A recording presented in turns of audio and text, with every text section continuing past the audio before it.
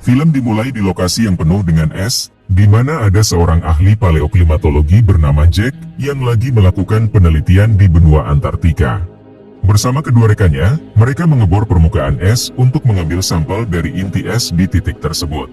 Tapi belum lama mereka mengebor, terjadi sesuatu gak diinginkan, yang ternyata permukaan esnya menjadi retak, sehingga salah satu rekan dari Jack hampir habis hidupnya dengan terjatuh dari ketinggian.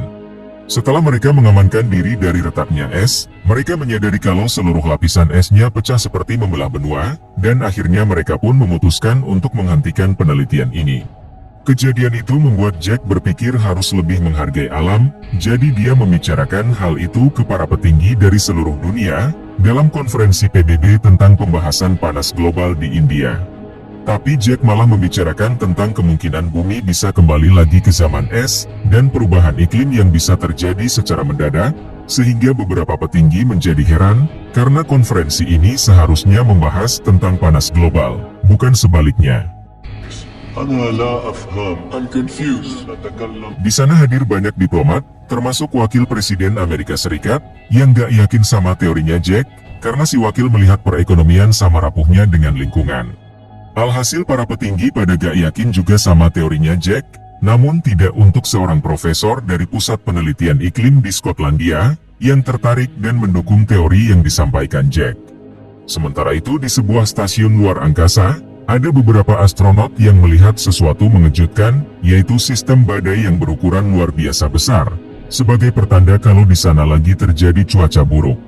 Di saat itu di Pusat Penelitian Iklim Skotlandia,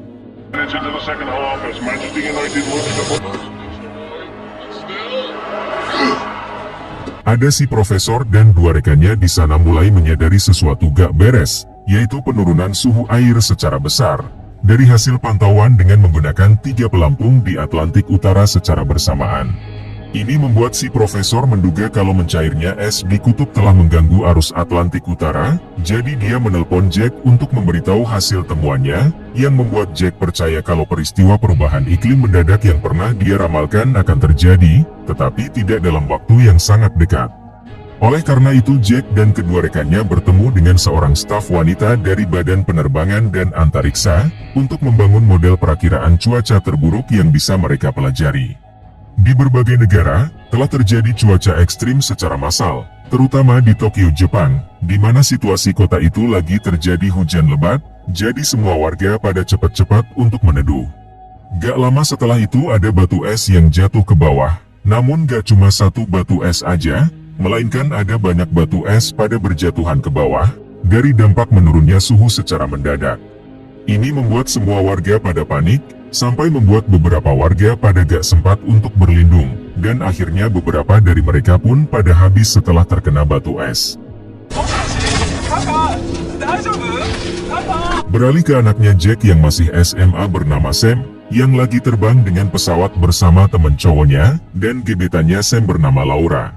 Mereka lagi dalam perjalanan untuk mengikuti sebuah lomba mata pelajaran di sebuah kota besar dekat laut, tapi di tengah perjalanan, pesawat mereka mengalami turbulensi karena cuaca buruk, yang membuat semua orang pada panik. Namun untungnya beberapa saat kemudian, pesawat bisa melewati cuaca buruk itu, dan akhirnya alat bantu nafas pun baru turun dan siap untuk dipakai.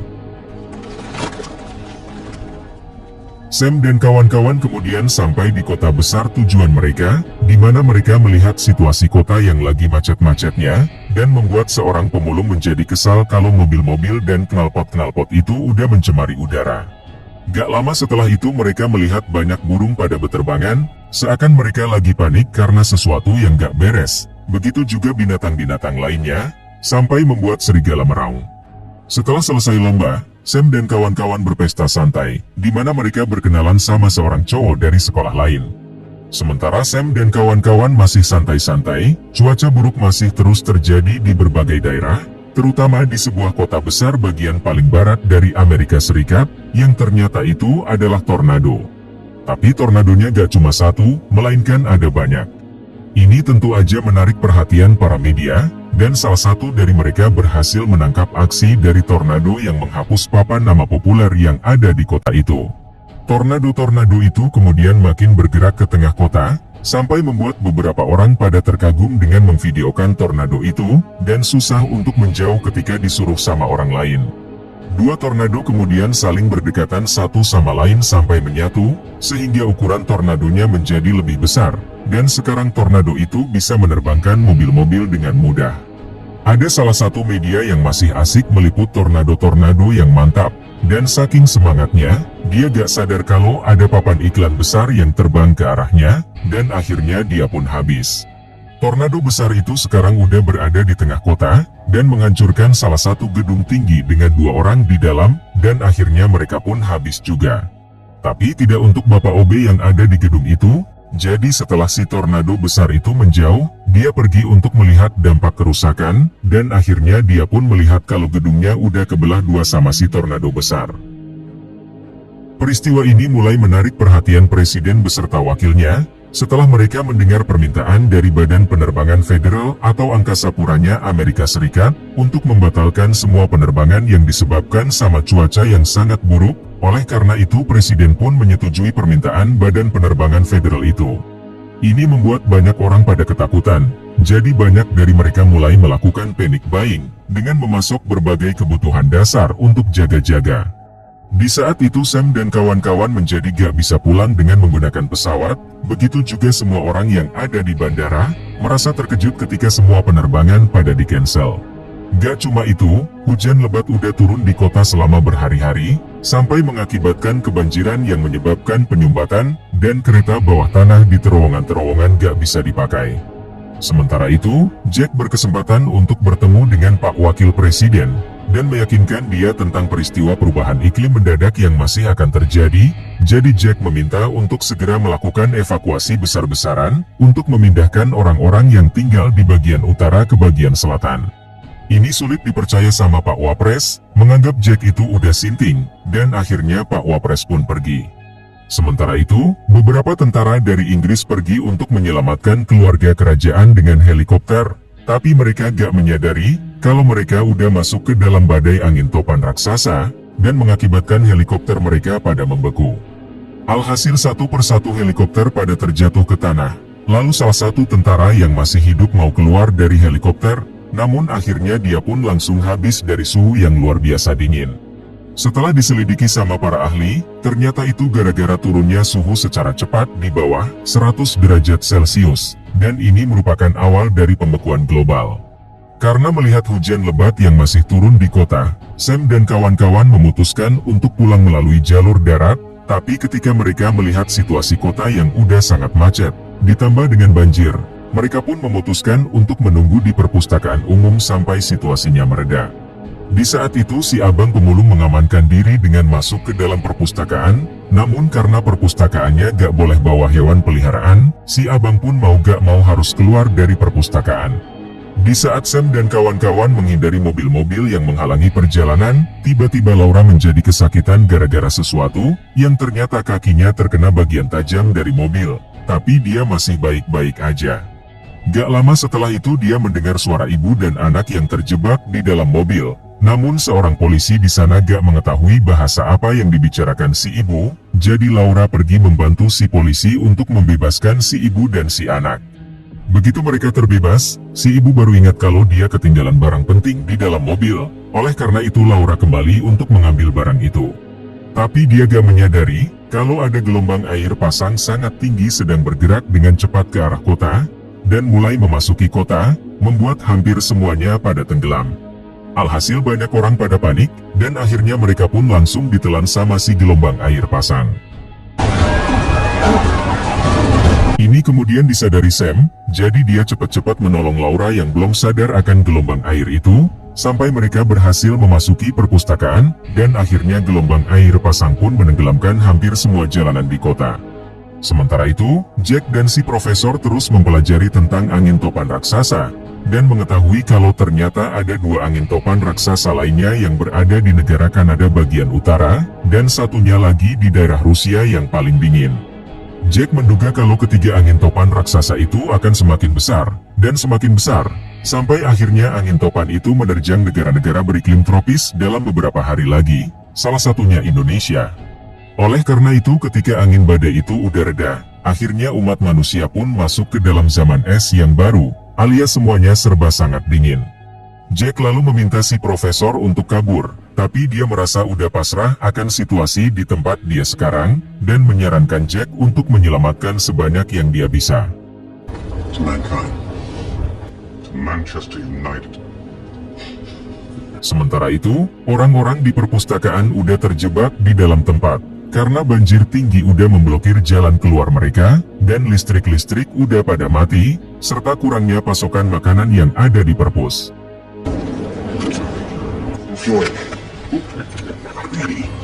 Mengetahui HP temannya yang gak dapat sinyal, Sam pergi untuk menelpon ayahnya si Jack dengan menggunakan telepon umum, karena dia berpikir kalau telepon umum mendapat daya dari sambungan.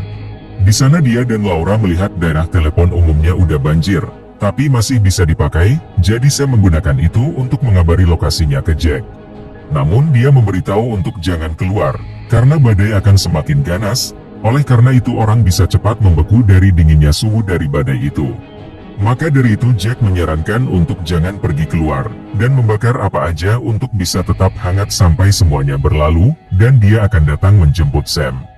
Gak lama setelah itu Sam tenggelam dari banjir yang semakin naik, yang sempat membuat Laura menjadi khawatir, tapi kekhawatirannya segera hilang ketika dia melihat Sam yang berhasil kembali. Setelah mereka kembali ke ruang utama, si Doggy merasakan sesuatu di luar dengan menggonggong, bersamaan dengan suara-suara aneh, yang ternyata itu adalah sebuah kapal besar dari Rusia yang udah sampai ke dalam kota. Sementara itu, Jack masih belum menyerah untuk meyakinkan pemerintah lagi tentang perubahan iklim mendadak, dengan meminta untuk mengevakuasi para warga ke selatan sampai ke negara Meksiko. Alhasil pemerintah mau mendengarkan permintaan dari Jack, dan akhirnya presiden pun memerintahkan panglima militer untuk mulai mengevakuasi para warga. Beberapa waktu kemudian, si Doggy merasakan sesuatu lagi dengan menggonggong, yang ternyata kali ini adalah orang-orang yang lagi berjalan kaki di atas banjir yang udah beku. Para penyintas di perpus menduga kalau orang-orang itu meninggalkan kota sebelum suhunya semakin dingin, dengan pergi ke arah selatan. Dugaan ini diperkuat sama seseorang, yang bilang kalau kerabatnya lagi dievakuasi sama militer menuju ke selatan, jadi si polisi di perpus menyuruh semua orang untuk ikutan pergi juga ke selatan. Tapi saya melihat kalau itu berbahaya, karena ayahnya bilang kalau badai bisa menghabisi hidup orang. Oleh karena itu Sam berusaha bilang ke semua orang tentang ancaman itu, dan harus bertahan di sini sampai cuaca buruknya reda. Namun kebanyakan orang udah gak sabaran untuk pergi ke tempat yang lebih aman, dan akhirnya mereka pun meninggalkan Sam dan kawan-kawan. Di saat itu media memberitakan kalau banyak warga yang udah sampai di perbatasan Meksiko, tapi karena saking banyaknya orang yang mau melewati perbatasan, para petugas menjadi kesusahan menanganinya, bahkan ada yang sampai melakukan berbagai cara ilegal. Jadi sebagai solusi untuk mengatasi masalah itu, Presiden Amerika Serikat bernegosiasi dengan Presiden Meksiko, dengan menghapus semua hutang Amerika Latin sebagai pengganti dibukanya perbatasan, dan akhirnya para warga Amerika Serikat pun bisa lebih mudah melewati perbatasan. Sementara itu, Sam dan kawan-kawan pindah ke sebuah ruang yang ada perapiannya, di mana mereka berusaha menghangatkan diri dari suhu yang semakin dingin, dengan membakar berbagai buku untuk memperbesar api. Tapi ada salah satu orang yang gak rela untuk membakar buku yang mantap bagi dia, oleh karena itu temannya Sam memberitahu kalau masih ada buku mantap lainnya yang bisa dibakar, yaitu buku undang-undang perpajakan. Di saat itu Sam dan yang lainnya menghancurkan mesin penjual otomatis untuk mengambil beberapa makanan, namun mereka merasa kalau mereka gak bisa bertahan lama jika cuma makan permen dan ciki aja, jadi si abang pemulung menyarankan untuk mengambil makanan di tong sampah yang masih bisa dimakan. Setelah beberapa waktu bertahan di perpustakaan, Laura mulai mengalami demam, dan salah satu orang pernah mendengar kalau Laura mengeluh tentang luka di kakinya. Oleh karena itu ketika diperiksa luka itu, ternyata Laura menderita keracunan darah, dan jika dibiarkan, nyawanya bisa terancam.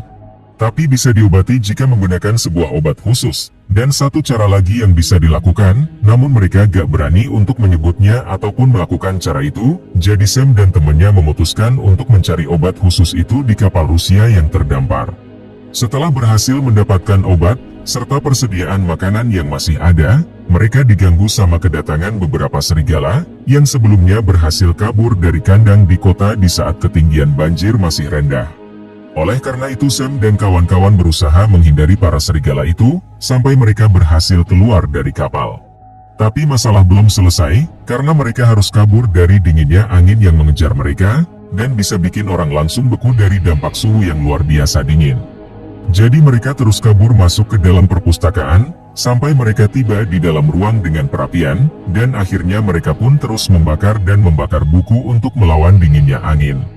Beberapa waktu kemudian, ada dua orang memasuki ruang dengan perapian, yang ternyata itu adalah ayahnya Sam si Jack. Sebelumnya waktu itu dia berangkat bersama dua rekannya dengan menggunakan mobil, namun sayangnya di tengah perjalanan, mereka mengalami kecelakaan yang membuat mereka terpaksa harus jalan kaki. Setelah berjalan cukup jauh, sebuah kecelakaan lainnya terjadi lagi, yang kali ini harus merenggut nyawa salah satu rekannya Jack, setelah sebuah barang membuat dia terjatuh dari atap sebuah mal besar yang mereka pijak.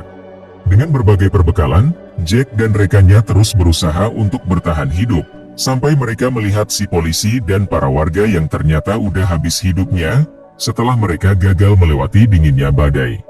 Ini membuat rekannya Jack bertanya-tanya dengan nasib umat manusia, jadi Jack bilang kalau umat manusia pernah selamat dari zaman es yang terakhir, dan merasa yakin kalau umat manusia akan selamat lagi kali ini, tergantung bisa belajar atau tidak dari kesalahan. Esok harinya, dia menyadari sesuatu mengejutkan, yang ternyata sinar matahari mulai menghangatkan bumi lagi, sehingga dia bisa melihat dengan jelas kota besar yang udah diselimuti penuh sama salju, beserta perpustakaan tempat Sam berada. Ini diperkuat dengan pantauan dari para astronot di luar angkasa, yang melihat badai udah mereda di bumi bagian utara, dan melihat daratan dengan jelas lagi setelah berhari-hari. Itulah bagaimana Jack bisa menemukan anaknya, sebelum mereka mencari cara untuk meminta pertolongan. Dan setelah beberapa waktu, pemerintah menerima transmisi radio gelombang pendek berkat usaha dari Jack, oleh karena itu dikerahkanlah pasukan angkatan udara untuk mencari Sam dan kawan-kawan, sampai akhirnya mereka berhasil ditemukan, beserta banyak orang lainnya yang terjebak di gedung-gedung. Yang pertama kali mengerahkan pasukan itu bukanlah Pak Presiden, melainkan wakilnya yang sekarang berada di Meksiko. Setelah Pak Presiden dinyatakan udah habis hidupnya karena terjebak badai ketika dievakuasi. Dalam sebuah pidato, Pak Wapres berpesan kalau selama bertahun-tahun, umat manusia mengira kalau mereka bisa terus mengonsumsi sumber alam planet tanpa konsekuensi. Tapi ternyata mereka keliru, begitu juga dia sendiri, dan akhirnya dia pun meminta maaf ke semua orang. Film diakhiri dengan para astronot yang melihat ke bawah dengan kagum, yang ternyata lapisan es udah membentang di sebagian besar belahan bumi bagian utara, dan akhirnya mereka pun merasa senang dengan udaranya yang begitu bersih. Pastikan untuk klik subscribe, lonceng, dan like-nya ya. Thank you for watching.